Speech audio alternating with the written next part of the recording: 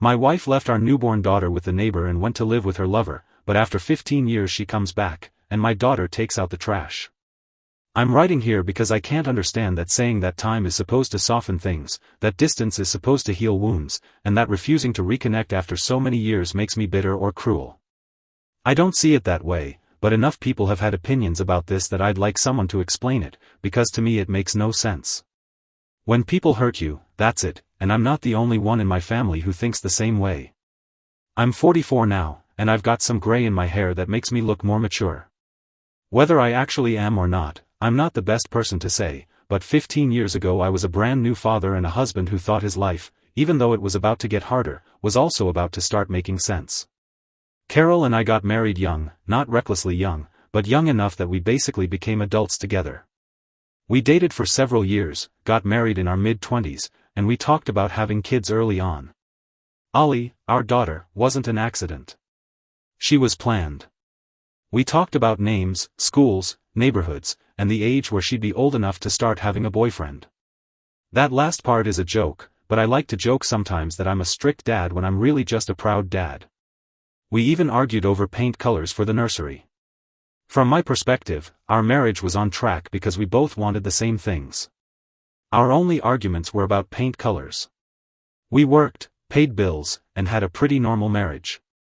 There were no screaming fights, no big differences that I knew of. There were no threats of divorce. If there were cracks, I didn't see them as structural. When Ollie was born, everything tightened up. Anyone who's been through that knows those first weeks are brutal. There's no sleep, no routine, it's like living underwater. That's how you feel all the time. Carol was exhausted and I wasn't much better, but I tried to hold it together. I went back to work quickly because we needed the income, and when I got home, I took over so she could sleep. It was a stage where it was hard to be romantic, but sometimes marriages have to enter this survival phase because you have a baby. I saw it as temporary, and that when our baby got a little bigger, everything would settle into a new normal, just with a new member. Ollie was only a few weeks old when Carol left. We didn't even have a talk about it, much less a fight that pushed her to leave. She just left. She waited until I was at work, packed a few things, and left a note. How considerate, right? It's been a long time, so I've probably forgotten some of the exact words, but basically it said something like she had found herself again, and that she was leaving to be with someone who made her feel alive. She said Ollie would be better off without her because she wasn't cut out to be a mother, something these past weeks had shown her. She didn't want custody. She didn't make any kind of transition plan for me to take care of her, nothing. She didn't even say goodbye to her daughter. At least she didn't leave her alone, she left her with a neighbor who used to watch her for a few minutes if Carol needed to step out for a moment. She did it shortly before I got home so the neighbor wouldn't suspect anything and call me at work. So I came home to an empty house until I went to pick up my baby, and there was a newborn who needed to be fed. I don't know how to explain what the following weeks were like, but the word chaos does a good job. I'm not saying that for pity, it's just a fact. I didn't know how to do a lot of the things a parent has to do, let alone feed her, because up to that point Carol had handled that, for obvious reasons. I can tell you this, I learned fast because I had no choice. I took unpaid leave, sent out an SOS to my parents, and tried to rearrange everything to deal with this. I went back to work too soon because bills don't care about shock or that I still hadn't learned how to make a proper bottle. Eventually I did, but it took longer than it should have. Carol moved in with the man she left us for. The guy probably has some name like Carlo or Jacob, but to me he's Dickface, so I'll call him Dick for short. No double meaning here. I found that out through other people, she didn't tell me directly. At first I assumed she'd come back, or at least want to see Ollie. She didn't, not even once. She never called, never sent a birthday gift, no texts, no financial support, unless you count a handful of inconsistent transfers that stopped completely after the first year. I filed for divorce unilaterally because I had to. I couldn't stay married to a woman who abandoned her daughter, and also because of the other thing, the infidelity. And because I needed to set things legally, if my daughter had a medical emergency, I wanted to be the only one responsible for making an important decision. She didn't contest custody or fight for visitation. She signed the papers and disappeared. Raising Ollie alone wasn't all bad. Even though everyone wants to have both a mom and a dad, we made it work. I read to her at bedtime, which usually meant I fell asleep and she took my glasses off and turned off the light, but we made it work. When Ollie asked where her mom was, I told her the truth and I never tried to hide anything. I also reassured her that none of it was her fault. I never told her to hate her mother, because I didn't have to. A mother's absence and lack of interest in her child is enough to do that. As Ollie got older, she noticed patterns. She noticed other kids' moms at school events and other events. I would have loved to be there for the mother-daughter days at school, but I made up for it with father-daughter days. Ollie formed her own opinions, mostly that she didn't have a mother and that a dad alone was enough for her. I don't know if that was true or if she was saying it to make me feel better. But there she was. And we were fine, more than fine.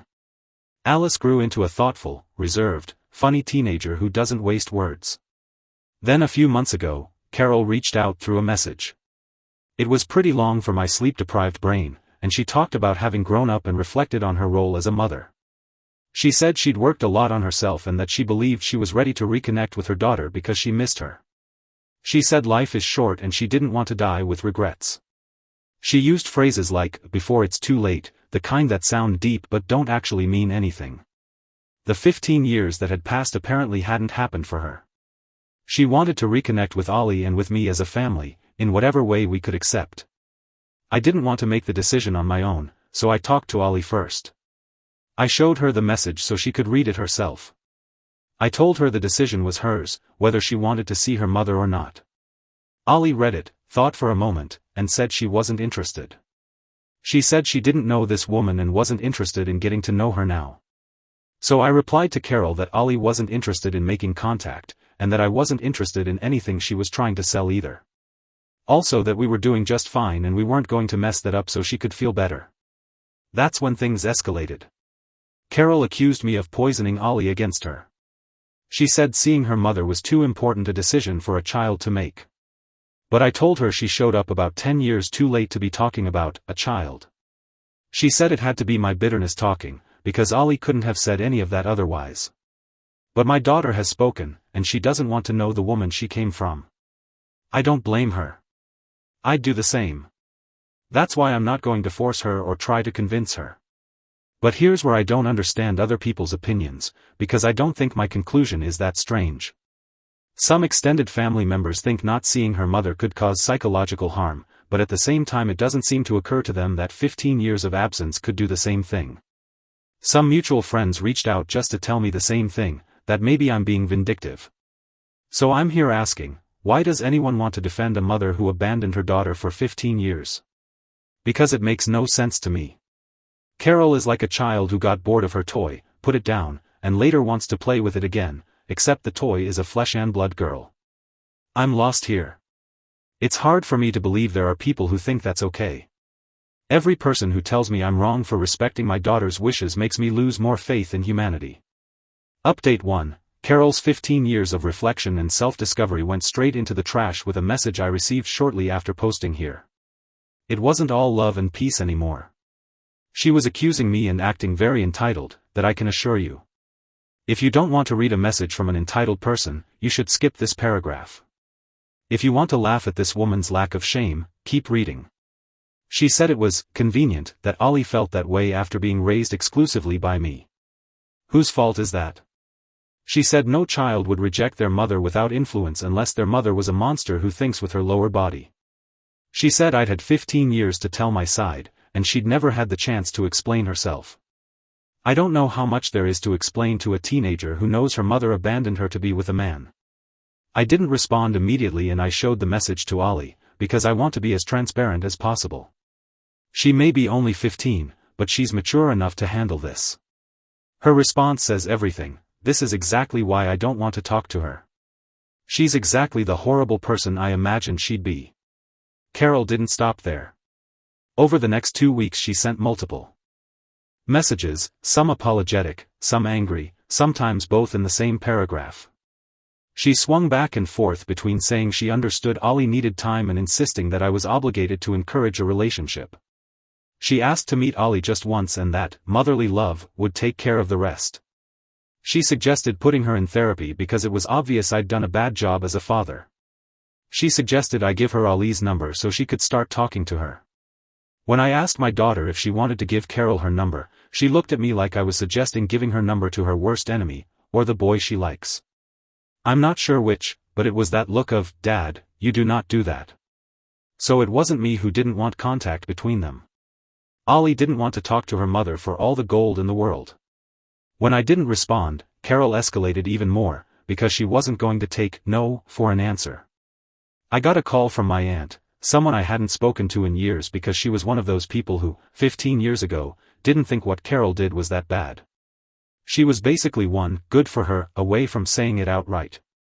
She asked me why I was an incel, I don't know where she learned that word, and said that if Ali was raised with only a father, she was going to turn out really messed up. According to a friend, Carol had been telling people she was young and scared, that she made a mistake, that she regretted it and would regret it for the rest of her life, but that she at least wanted the chance to fix it. That, and a bunch of other nonsense. If Ali wanted to meet her mother, I wouldn't be happy, but there wouldn't be much I could do, since she's old enough. But the point is she doesn't even want to. She's been checking her social media to make sure her security settings are up to date so Carol can't contact her.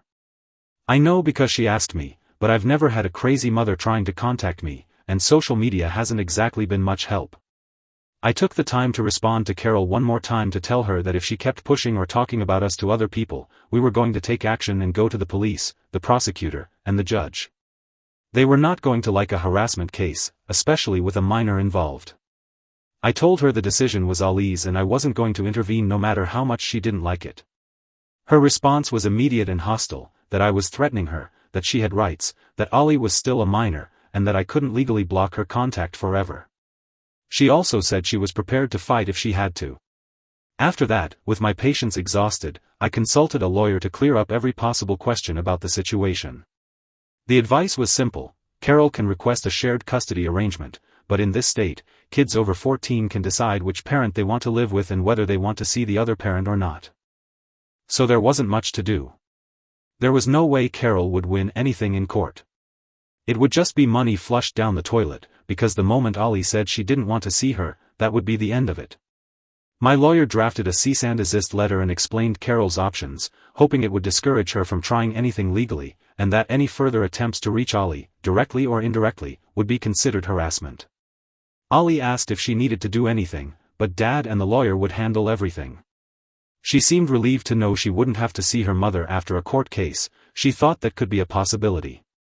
The pressure from other people didn't stop immediately, but it shifted. I think the fact that I'd been in contact with a lawyer ready to sue has that effect. It's one thing to be annoying when nobody else is involved.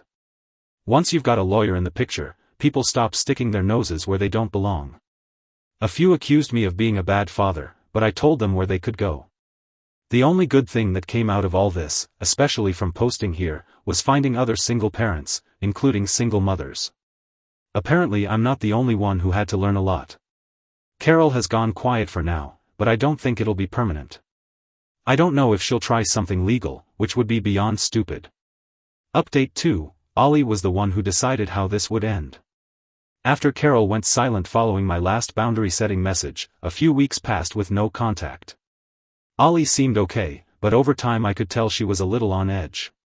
She asked a lot of questions about her mother, about things like, if she shows up, what happens? What if she shows up anyway? What if she tries again when Ali turns 18? What if she harasses her at school? I knew she was scared of what this woman might do, and I wanted to reassure her, but I didn't know how. A restraining order or other legal measure wasn't possible because Carol hadn't done anything beyond sending messages. One night after dinner, Ali told me she wanted to write to her mother herself. She didn't want contact with her, but she wanted to tell her herself that she wanted nothing to do with her. She wanted it to be clear this was her decision. I didn't think it was the best idea, especially because she wanted to write from her own number so her mother would know it was her and not me pretending to be her. In the end, I convinced her of a middle ground: use my number, but in a voice message so it was obvious. That way Carol couldn't later harass her through her number. I don't care about getting messages from Carol, I can handle that. Ali spent 2 nights writing and rewriting what she was going to say. She didn't ask me to tell her what to say. She asked me to read it once she thought it was finished, just to make sure it said what she wanted and no more than she meant. It was a little harsh, but fair. And she was convinced saying those words would help her heal, because even though we were fine, all of this had reopened old wounds, so to speak. She was very small when her mother left, so she didn't really live through it, but all those years without a mother, and the reason why, caused some things in her. She goes to therapy, but nothing can prepare you 100% for this. Finally, she recorded the message, and it said something like this, that she knew who her mother was, what she'd done, and what she'd missed. Because of that, she didn't need her in her life, since she had built one without her that was good enough, and this wasn't a hole she was interested in filling now. She didn't hate her, because she saved that for people she had once cared about, but she also didn't trust her, and trust wasn't something she felt obligated to offer just because time had passed. She ended by saying she didn't want any more contact and asked that her decision be respected. She also told her not to bother her father, because the decision came from her and I was just in the middle. Before sending it, Ollie listened to it a couple of times until she was satisfied with what she'd recorded. Finally we sent it and expected the worst, which was her mother's narcissistic response, and it arrived in less than an hour. If you were expecting a calm, reflective, respectful, well-thought-out text response, you'd be wrong. She replied directly to Ollie, ignoring that it was my number and that I would hear it first. The message was long. You could make out some parts and not others, and I'm sure the phone ended up completely spit-covered because she sounded like Donald Duck. To her, Ollie was just repeating my words because a 15-year-old girl couldn't understand something so complex, that I'd probably told her what to say, and that I was threatening her into recording that message. She said she was so sad for Ollie, but deep down she knew she was letting herself be manipulated by me, and she would regret this when she was older and realized she'd missed her chance to have a mother.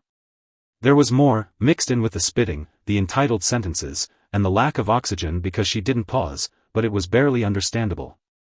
But I think I understood the gist. I was a bad man, bad father, and bad husband, and that's why she did the right thing leaving with another man, etc. Ollie listened to it once, and when she handed me back the phone she was laughing while telling me, I think I broke her brain.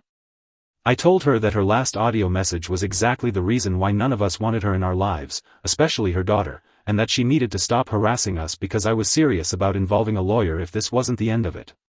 Then I blocked the number, though I saved all the messages and audios just in case. Then it was forwarded to the lawyer, not to start anything, even the lawyer said it wasn't enough, but because I wanted a time-stamped record in case things escalated further and further. Luckily, we haven't heard anything more from Carol since then. Luckily, because even if it's never happened to you, hearing Donald Duck screaming and knowing it's your ex is the kind of trauma that's going to take large doses of therapy. At least it was over the phone, because in person she would have gotten a free shower. Some of the people who had been pressuring us flipped so fast I didn't even notice. After hearing Carol's message, that's because my daughter wanted to post it on her social media, and she did. She wrote in the caption, "When people ask me why I don't want contact with my mother, it's because of this. There's no risk of her finding her through social media, she must have already done that. She knows her real first and last name. So it isn't very hard to find her. But since she has extra security measures, like her profile not being public, she doesn't care. Only the people she follows could see it. The only sad thing, if this is my last post, is that I never got an answer as to why there are people who defend things like what Carol did. I would have liked to understand, to know what motivates those people, but maybe there are some things it's better to never know. I've thought about it a lot, and my opinion is that they're people just as horrible as my ex, who have done equally bad things like abandoning their kids, and they want the world to look at them with forgiveness. Maybe they're people who've never lived through something like this, and it's very easy for them to forgive when they weren't the ones affected. They haven't been parents for 15 years and they don't know how hard it is. It makes me really sad that people like that exist in the world. We've got one in Carol, for example, and based on some of the comments I've received she isn't the only one. The important thing is that I think hearing those things from her own daughter will keep her away, and her audio tantrum was nothing more than the realization of that. It must be hard that your own daughter, the one who came out of your body, wants nothing to do with you. I can only imagine it, because it's something I've never lived through and never will, especially the coming out of your body part. But I have lived through watching my daughter suffer because she didn't have a mother. It's funny that Ollie, even though she came out of Carol's body, had a much more moderate message in tone and content than her own mother. Even though Ollie could have screamed at her, insulted her, and said a lot more, she didn't. A huge difference between two very opposite personalities. I'm proud, I won't lie. Edit. Someone asked about filing for child support. I think I answered in one of the comments on the earlier posts, but since it keeps coming up, putting it here will let others see the whole thing. We agreed she wouldn't pay child support for Ollie after the divorce. She only sent some money immediately after leaving the house in exchange for her share of the house. I was okay with that at the time because her share of the house was a significant value. Plus the property appreciated over the years.